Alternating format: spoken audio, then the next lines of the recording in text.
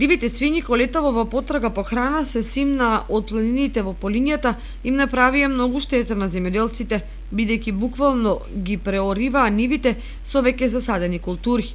Меѓутоа, земјоделецот Стојан Пешев од Новоселани не им се лути затоа што се работи за интелигентни животни кои, како што вели, се ја земаат храната, но не уништуваат повеќе од тоа. Конкретно кај оризот ријат по дајамите, но водата не ја испуштаат да истече. Слабо им. Прават штет? Прават. Кога ги има?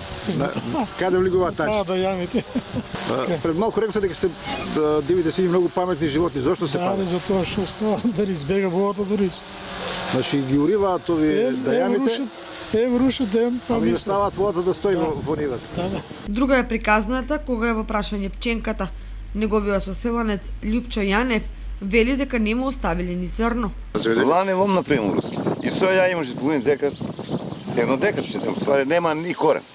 Да. Се изедено, ама не може да ги видиме никако. Бег. Ноќе довајат само. Да. Во секој случај дивечот бил туга додека имало храна, а сега кога родот е собран и него го снемало.